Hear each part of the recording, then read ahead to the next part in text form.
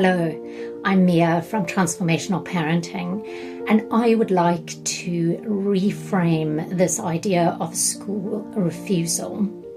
I really dislike that term.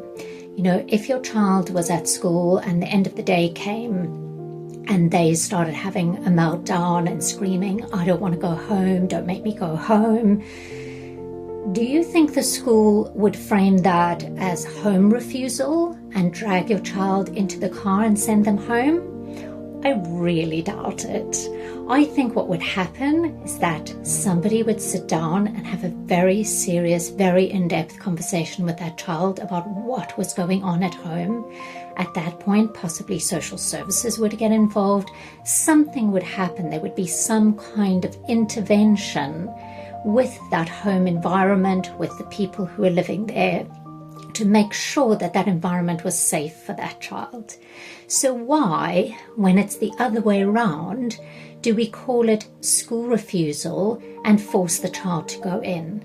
There is something there that is not safe for the child. Now, I'm not saying your child is necessarily being abused at school, but on an unconscious level, we have something called neuroception, which is that unconscious perception of threat.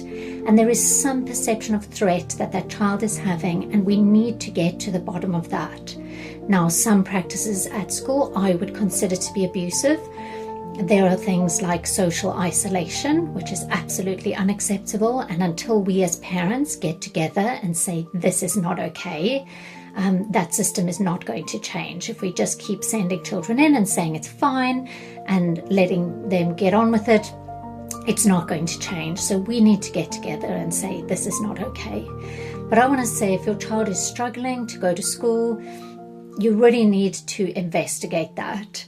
And sometimes it's the sensitive children who don't want to go. So maybe those who are neurodiverse or gifted or generally sensitive or have had some kind of trauma.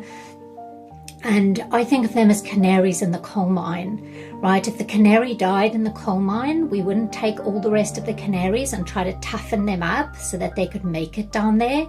No, we would go in and we'd make changes to that environment. And that's what I believe needs to happen in the school system.